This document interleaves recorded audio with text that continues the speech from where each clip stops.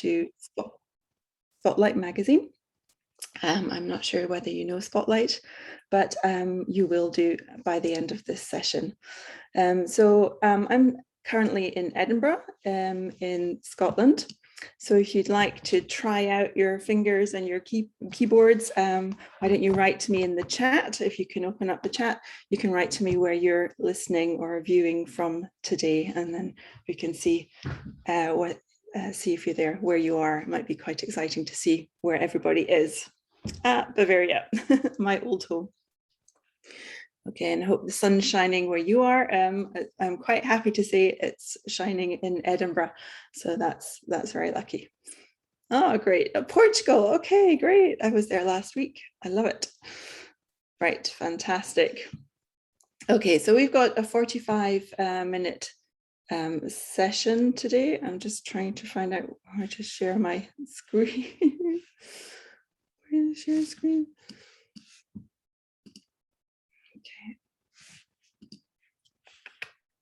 Here, okay, got it. Here we go. Right. All right. So this is I would like you to participate as much as possible when I ask, and then so don't be afraid of making typos and little mistakes. It's more important that you participate so that I know that there's somebody out there and I'm not talking to myself. Okay, so we're going to look at how to make the most of reading texts in the classroom. Let's get on with it. Sorry, I'm just trying to organize things on my screen. There's so much going on and my mouse isn't working. And there we go. Here we go. Okay. There we go. Okay, so this is what, but before we get started, I'd like to do another little warmer so I can see where you're from. A lot of you from Germany, but I'd like to do another little warmer using a picture from Spotlight. So every month we have a vocabulary page and it has a nice big picture with little numbers. So I'm going to show you the picture from the current issue, 13, and I'd like you to type away in the chat all the words you can see. So let me show you the, thank you. So we're going to write down as many Sherlock Holmes words as you can in 30 seconds. I've got a little timer here that I'm going to use. Switch it on. And so you write down all the words in the chat. You can separate them with a comma. And only when the timer is finished, then you press return so that we can see all the words that you've written down next to your name. And we'll see how many you can get in 30 seconds. So this is called a vocabulary sprint or a language sprint. Okay, it's quite a nice little warmer to get going if you've got your online classes or even in physical classes if you're lucky enough to be face-to-face again.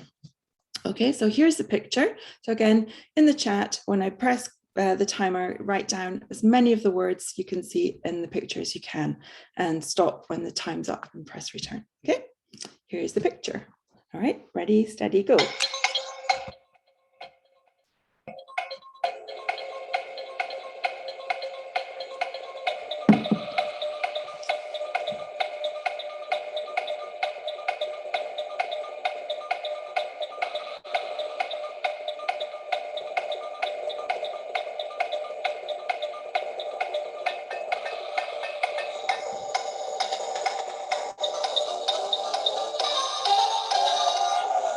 Okay, time's up. If you can press return, then we can see everybody's contributions.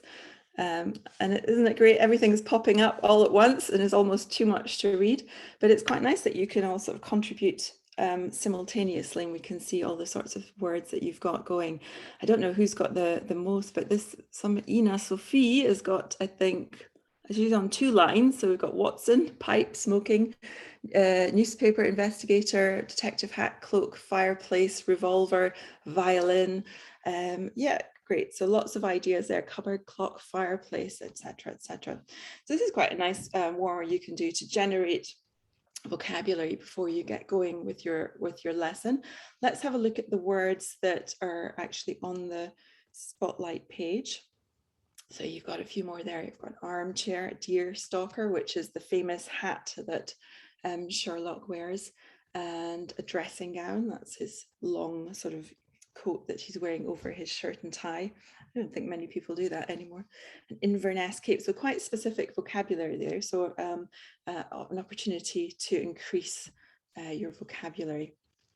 Okay, so there you go. So I can see that a lot of you are quite happy to participate, and you've got your fingers warmed up for the rest of the webinar. That's great. Okay, so I think I love language sprints. You can actually do all sorts of things. You can simply ask a question and ask students to answer the question in as many different ways as you can in the time given.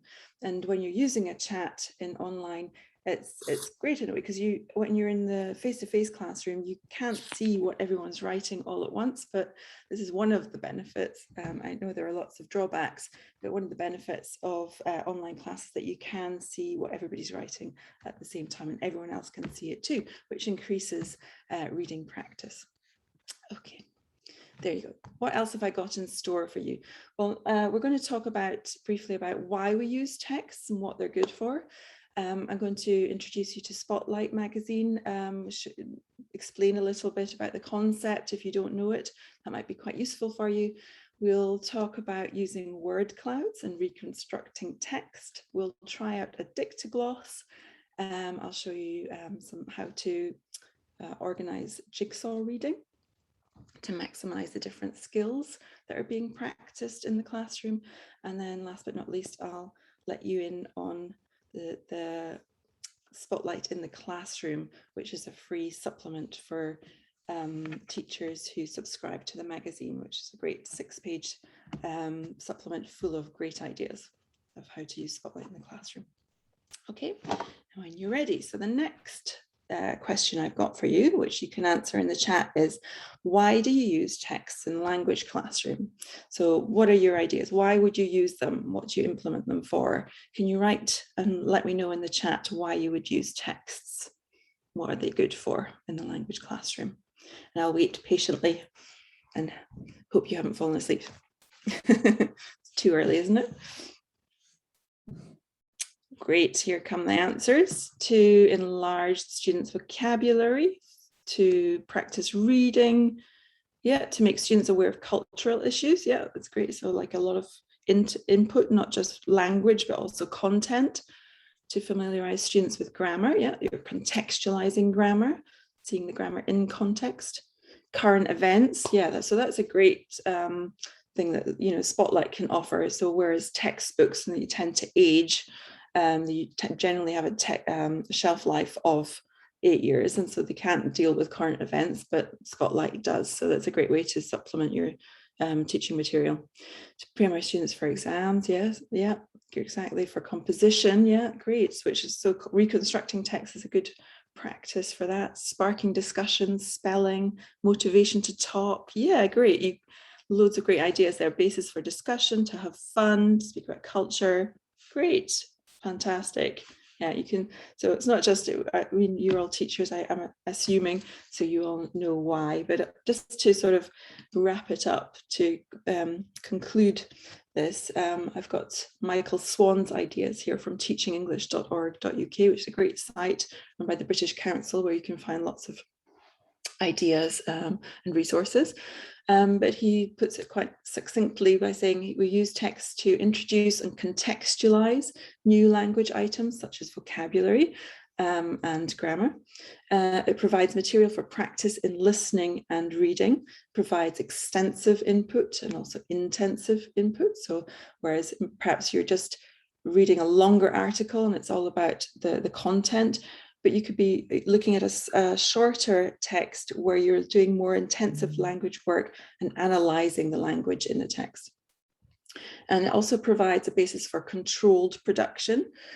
So you're asking them perhaps to rewrite something or change it. So it's quite controlled, but you can also use it as a springboard for freer practice, for discussion, role plays, or other kinds of extensive output work. Could be written work as well. So they're a great resource, of course, as we all know.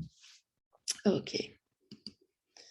So let me tell you about Spotlight magazine a little bit. This is from the next issue, so you're getting a sneak preview here today.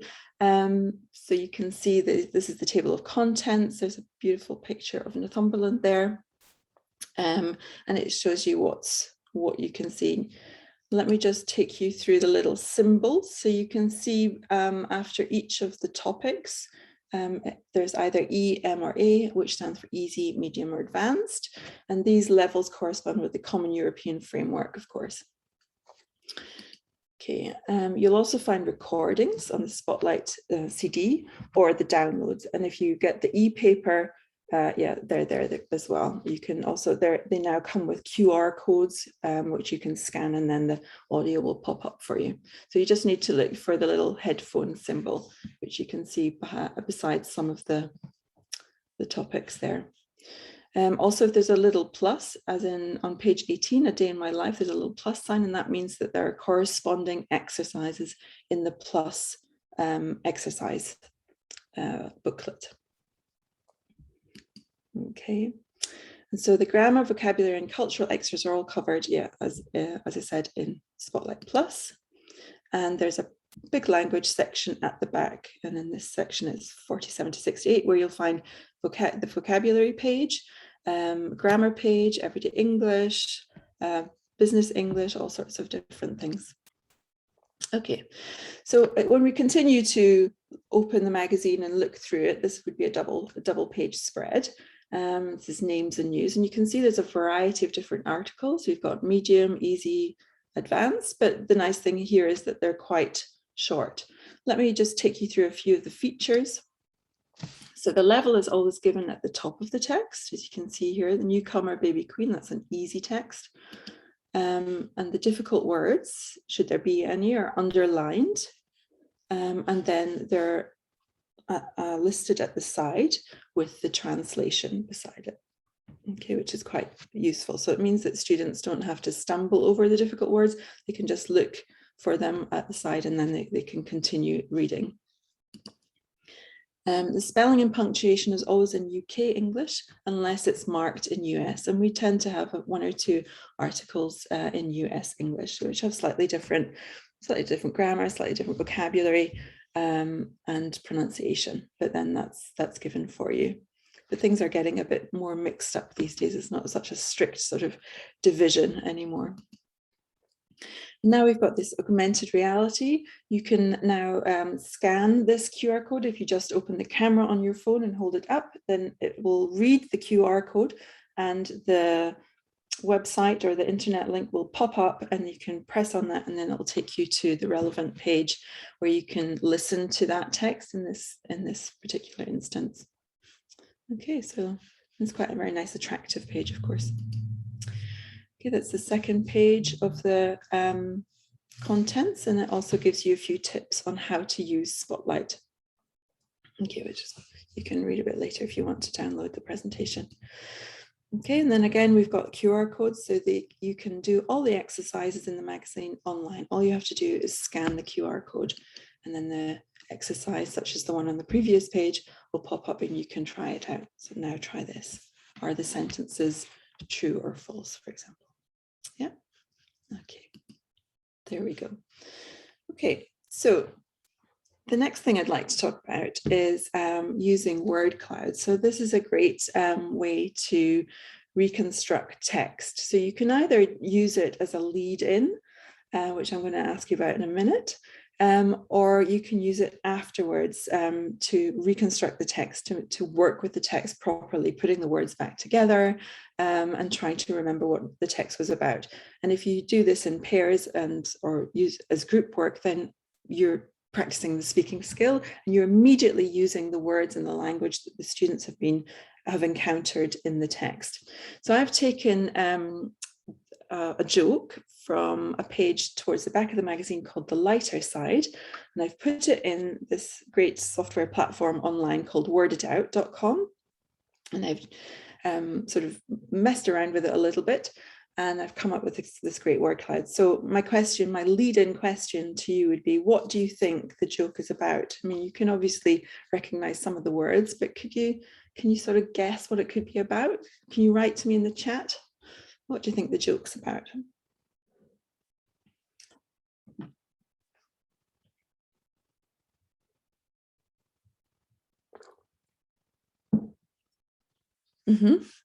Yeah, Linda, great. A speeding offense. Yeah, what else? What other words can you see there? I should tell you that the words are weighted. So if the words appear more than once in the little text or in the article, then they appear bigger in the word cloud. So obviously you, like common words, you, the, to, says are bigger, but officer is also quite big. There might be a cyclist involved or a bicycle, yeah. Speeding offense. Okay. Any other ideas before I do the big reveals? You ready? So I can see bicycle, police, officer, angry, collect. Okay, here we go. Okay, some more ideas. Speeding and an officer citing a ticket. An officer who stops a cyclist, a car driver. Okay, here we go. Here's the joke. All right, so it's not so fast. So a car driver is angry at getting a ticket for speeding. What am I supposed to do with this? She says to the police officer. Keep it, says the officer. When you collect enough of them, you get a bicycle. I like that. So what's nice about this is it's a nice short little joke. So actually it should be quite easy for students, maybe once they've heard it once or twice, to retell it. Monique's laughing, good. And it's an authentic thing we do with jokes, isn't it? Somebody tells you a joke, you think it's funny, so you tell a few other people, and maybe that becomes your joke that you always tell for the next 5 years. But hopefully not, because with the lighter side, you get new jokes every month, so you've got plenty to go with. So this is what we can do. So we had the lead in, what do you think it's about? Then you see it, have a laugh, and then what you can do next is then look at the word cloud again and try to reconstruct the joke. So as you can see, this would be great for pair work. It's quite motivating. They've already seen it once. They kind of know that it's achievable because they've heard the joke and they've got the words in front of them, and it's a great way to put something back together again. So I really like that kind of activity. If you think it's a bit tricky for your students, what you could do is just take very simple one sentence and put it in the word it out thing and make, or you could, if you've got a joke that maybe has 5 sentences, do it sentence by sentence, which might be easier for them. But it's a great way to work with language as if it were a puzzle, putting it in the right place. And it's, yeah, I think, and the visual element as well is quite helpful. You could also take longer text as well, depending on the level of your students. But I like this because it's adaptable, it's flexible, and it's one of those activities that you can have in your teacher's toolkit and use when you need something a little bit different. You need to add a bit of variety. Okay, let me know if you like that and if you're going to use it. I'll be keen to know. Okay, so another useful principle when we're working with texts, whether they're reading texts or listening texts, is the PWP framework. So this stands for pre-reading, while reading, and post-reading. So when you've decided on your text that you would like to use, you know it's the right level, it's the right length, you think it will motivate your students, then it's quite good to sort of break down your lesson into these 3 elements. Don't need to be equally weighted, but it's a useful guide and a useful structure for both you and your students. So the pre-reading task, for example, the word it out cloud where I say, what do you think the joke's about? That's a pre-reading task. That will help students prepare to read. It motivates and it contextualizes, and it could also generate some vocabulary. Another idea for a pre-reading task could be just looking at a picture and picking out words or generating vocabulary and starting to think about the topic. You could also do pre-teach vocabulary as well. If you think there are a few tricky words that your students might stumble over, that could be a pre-reading task to go through the vocabulary. So the while reading, that maybe feels a little bit counterintuitive. To get them to do a task while they're reading, they need to be focused on what they're reading, but you can help your students focus their attention on the text by giving them a little task. And a nice example, I think, is for a while listening task. Maybe you've pre-taught some of the vocabulary. What you can do is give your students one piece of vocabulary each, and when they hear their word, then they can clap or stand up or wave or whatever, something like that. So you can imagine actually that scenario where people are, your students are focusing a little bit harder, and they're listening, for a certain thing. You can also, it's quite a common one, is to, while you're reading, pick out the numbers in the text, or while you're listening and write them down or make notes, things like that. A while reading task could be simply making a few notes or underlining vocabulary, something like that. And I think it's particularly useful for people if they're getting getting a little bit more senior, like myself, where you tend to your mind wanders off and you start making shopping lists. This might help focus people a little bit more. Post-reading, the world is your oyster, basically. This is really important. It's not just about the reading and getting to the end of text and knowing what all the words mean. This is where you can really work with the language and with the content that you've encountered in the text. You could be doing controlled practice, as I mentioned before, by analysing the linguistic features, whether it's the grammar or the vocabulary.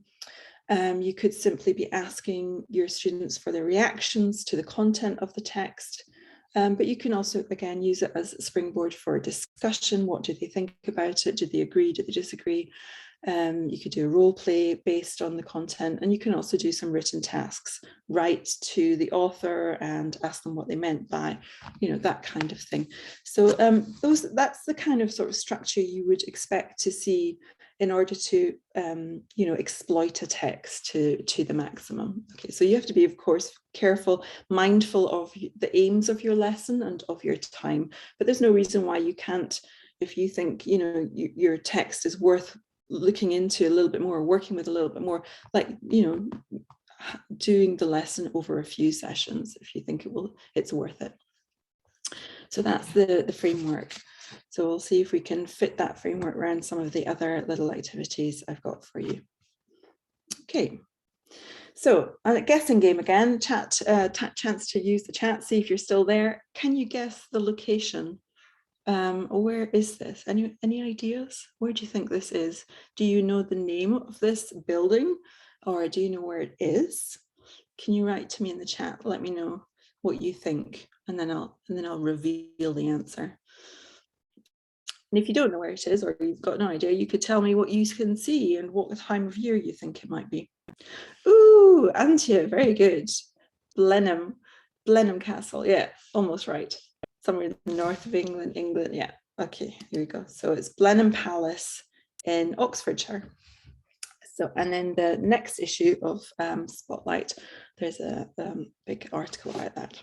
And we're going to be working with the text now, but this would be a nice lead-in. I could also ask you what you can see and what kind of place you think it is, and what's going on this particular occasion, what time of year it is. There are lots of questions that the picture generates, and you can ask them yourself, or you can get the students to ask the questions, and they can ask each other. Because I think sometimes we automatically assume the role of interrogator or questioner, where the students actually, they need the practice in formulating questions. Okay. So we're going to try a really great activity, which is hugely adaptable, called Dictogloss. I'll give you the instructions here. So get a piece of paper and a pen or a pencil. So the first, I'm going to read the text 3 times. And the first time I read, just listen. The second time I read, write down the key words.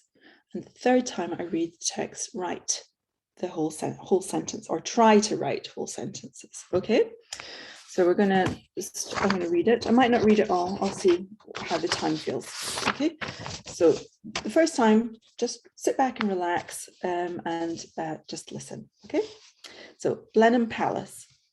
This 18th century palace in Oxfordshire is one of England's largest country houses. It is home to the Dukes of Marlborough.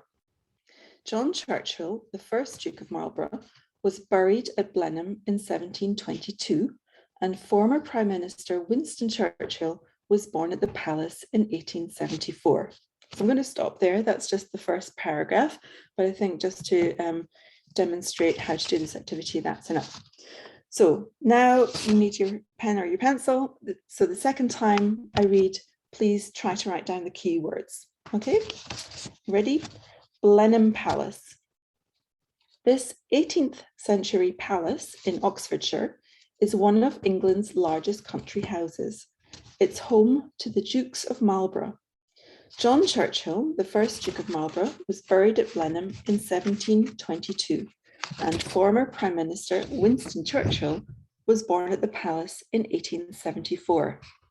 Okay, so obviously it's not possible to write down every word, and that's why I'm not reading it at dictation speed, but you just sort of, it's just a natural way of reading, and you write down what you can. So now the third time I read it, you try to write down or complete the sentences that you've maybe started, or get a few more words around those keywords. Okay, here we go. This 18th century palace in Oxfordshire is one of England's largest country houses. It's home to the Dukes of Marlborough. John Churchill, the first Duke of Marlborough, was buried at Blenheim in 1722, and former Prime Minister Winston Churchill was born at the palace in 1874. Okay, there you go. Could you write in the chat how much of the text you think you have? Do you have like 50%, 60% or more? How much of the text did you manage to write down? Yes, Linda, that's great. You've written down in the chat, so I can actually see that your notes there. That's quite handy. I can write quickly, but it's way too fast. It's okay. I could slow down a little bit, but it's okay to read at that pace, because it's not dictation, it's dictogloss. So we've got between 30% and 80%, I think 70%, 80 to 85%. So there's a variation. Obviously, I don't know you, but I would know my students, and I can adjust the text and the speed accordingly, and also the length. Okay, so what would the next stage be then? So we've got between 30 and 80%, say, of the text, depending. What can I ask my students to do next? What do you think would be a natural thing to do in the lesson? Can you write your ideas down? What could I do next? Okay, so somebody's got first two sentences complete and the rest is only words, but that's a great start, isn't it? Right, so yeah, we could retell, we could restructure the text in pairs or teams. Right, so next thing we can do is collaborate. So everyone's got snatches of the text, and we could put them together in pairs, and then we could put them put the pairs into fours and get them to try and figure out the missing parts. And so they're automatically using the language. They're motivated because they have like a purpose, they have an aim, they want to, and they have a task, which is quite motivating, I think, to try to reconstruct the text. So it's not reading, well, you were reading, so they were listening, they're writing, and they're speaking, and they're reading each other's text. So you're practicing lots of skills. Yeah, and then finally, once you think they've had enough time, and obviously it doesn't have to be exactly the same, they can ask you, you know, is this okay? We're not quite sure. And then you can help, you can monitor during this stage. And then finally, you can show them the text and they can compare, which is another good task, comparing to proofread, for example. And then, yeah, and then they've got the final text in front of them. So there's a lot of work that can be done there. This is something that you can do, I think, at most levels, probably starting A2, but it's really good even at C1, C2 for university students, students who are having to write for exams or academic writing, and they need to get used to putting texts together. But it's useful to see, you know, have a model language and try to reconstruct that as part of the writing or the learning to write process. What's great about it, there's very little preparation. You just need to choose the right sort of text and you read it. And then there's a lot of student work going on there. And that's when they're learning, is when they're doing the work, not, not you. Okay, so if you like that, let me know if it's something you could try out. If you're worried about it being too difficult, you just need to change the type of text or the length, or you can also adjust your speed, but it shouldn't be too slow. It definitely shouldn't be dictation speed. It's sort of more like a listening text. Linda likes it, that's good. All right. There we go. Another nice way to maximize speaking in a reading class is jigsaw reading. So this is a page from Spotlight from the next issue, from 14, and it's the books and films page. And as you can see, you've got 3 similarly lengthed texts on that page. So rather than getting your students to read the whole page, you can cut up the page and make separate little texts. So in this case, there were 3 texts on the page. So it kind of lent itself to having groups of 3 and giving each student a text. But of course, if you've got pairs, you can just use A and B or B and C. For example, the 2 medium texts.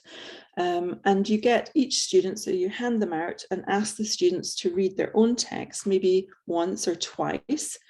An additional step might be to make notes because they're going to tell their partner about what they've read. So they might want to make notes about what they want to tell their partner. So when you think your students have had enough time, a great thing to do would be to actually take those texts away, get them to turn them over, or if they've been reading online, if you're in an online session, you can, of course, you could perhaps hide the text. I'm not quite sure how to do that, though, and that's maybe a bit tricky. You just have to kind of trust them, I think, in that case. And then the students will tell their partner what they've read about, which again is a natural, it's an authentic sort of task, because often we read something, we say, oh, I read something recently, it was about, and then we give a summary of what we've read. So which skills are you using then when we do a jigsaw reading task like this? Can you write them down in the chat? Which skills are we practicing? Reading, obviously. What else? Comprehension. So the main Fertigkeiten. You've got speaking, yeah. So you're immediately using the language that you've encountered. Reading, listening to your partner, speaking, yeah. And if you're doing note taking, writing. But you can also ask your students to write down the summary after the speaking part of it. So again, there's a lot of production just on the basis of a reading text. Yeah, and there's lots of different other skills as well. You're right, sort of finding out essential facts, summarizing, note taking, perhaps also asking,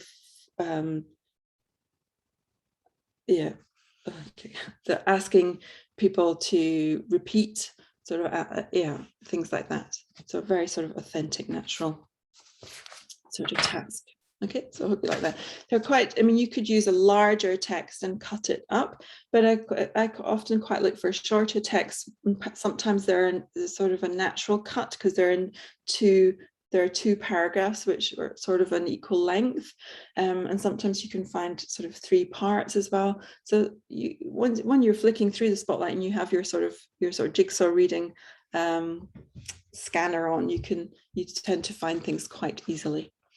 Okay, so that's quite a nice way to do things. And it means also the work is shared, so you're not reading a whole text, which might seem a longer text might seem daunting to students, but cutting it up into the smaller pieces and working on it together can be a little bit more motivating. Okay. So Spotlight in the classroom, using Spotlight in the online classroom. So when you subscribe, you get the e-paper, which is essentially a PDF. And when you open it up on the website, when you open it up on your desktop or on your device, and you want to use it in Zoom, then you can just simply share your screen. If you go to the left-hand side, you can see that you've got a number of options. For example, you can see the thumbnails, which means it's easier to navigate through. And you can decide on whether to have single page or double page or continuous scroll, that kind of thing. That can help you sort of make the look of your class. And having something to look at on the screen, I think, helps your class, because students are looking up rather than down, and they have a focus. And it's nice actually when in an online class if you all have something to look at and it's the same thing. So that's really quite handy, just to let you know about that. I mentioned before, there's Spotlight Plus with I think 22 pages of exercises, all based on articles in the magazine. So this was because we did the vocabulary at the beginning. I thought I'd show you. This is the vocabulary page from that particular page on Sherlock Holmes, and you've got lots of nice little exercises and some nice pictures too. So it's a nice sort of airy layout and not too overwhelming for the students. Okay, and then Spotlight in the classroom. I mean, sometimes at workshops I talk to people and they don't know it exists. And this is free for teachers who have a magazine subscription. And if we just look at the contents, so we've got 1, 2, 3, 4, 5, 6, 7 different activities or tasks that Cheryl has prepared for you. And you've got the level and the timing, and she gives you instructions on the inside, and we'll look at one in a minute. Also included, you have an interview with a teacher or a writer. There's a copy file with often there's a board game or a game that you can play, and some recommendations, be it some books or webinars, that kind of thing. So it's very worthwhile getting, particularly since it's free. Who doesn't like something that's free? All you have to do is get a subscription though. Okay, so let's have a look. So this is one of her tasks that she's designed around the Blenheim Palace text that we did the dictogloss on. And Cheryl's idea is to create 2 incorrect versions of the text on page 7 by introducing 10 different errors in each. And then, as we did, she starts by showing off the image of the palace and creating a bit of interest. Then she puts the students into pairs and gives them the 2 incorrect versions, and they need to compare their texts and detect the discrepancies and create a correct version. So let's have a look at the text, and then I'm going to ask you, can you sort of identify 5 words that you could change to create an error? What would you do? Because I thought when I was reading this, I'm like, oh, that's tricky. But actually, when I looked at it, I'm like, oh, that's really not. That's easy, and you could actually make it quite fun. So Cheryl, the person who wrote the Spotlight in the Classroom, suggested changing 18th century to 17th century and 19th century. Yeah, good. You're coming up with lots of ideas immediately. And to born instead of buried, Oxford instead of Oxfordshire. Yeah, exactly. So it's quite simple. Once you've written the text once or copied and pasted it, then it's quite simple. So what I did is I went through and marked them with a yellow highlighter, the words I wanted to change, and then I changed them in 2 different versions. So I've got, for example, the Dukes of Hazzard and the Dukes of York. It's known for its beautiful furniture rather than gardens, or its beautiful horses, things like that. So it's not immediately wrong, perhaps, to students, but they've got to. So it could be quite tricky because they know nothing about Blenheim Palace. So when first reading it quickly, you don't realize something's wrong. But so they have to do a little bit of detective work. That's quite a nice activity as well. So I just thought I'd share that with you and give you an example of what we have in Spotlight in the Classroom. Okay, there we go. We're coming towards the end now. I just want to let you know how you can get Spotlight in the Classroom. You basically go to spotlightverlag.de and look for where I've marked it in the blue Lehrkräfte. And then you can get these kostenlose Unterrichtstipps, and that's what's meant by Spotlight in the Classroom. Oops. Yeah, there you go. So you can go in there. So that's the link there, shop.spotlight-verlag.de Lehrer. So that's what it would look for. And that's yeah. Okay, and then when you do have a subscription and you go into your digital archive, this is what it will look like. And you've got your various products there. You've got the magazine, you've got Plus, and you've got the audio. So last question to you. before I let you go and into the next webinar or into your Saturday, which of the activities that I showed you today are you going to try in your classes? Let me know in the chat. And all of them, Tanya, great. That's fantastic. Well, so I hope very much that there was something there for all of you. And that you can add these activities to your teacher's toolkit, because I try to choose activities that are really flexible and adaptable for levels. And yeah, so thank you very much for joining and for participating. It was nice to know I wasn't on my own here. And I hope that I'll see you in another webinar soon. Enjoy the rest of your day and enjoy the rest of the webinars that you're at in EXPOLINGUA. Okay, thank you very much for joining. See you next time. Bye-bye.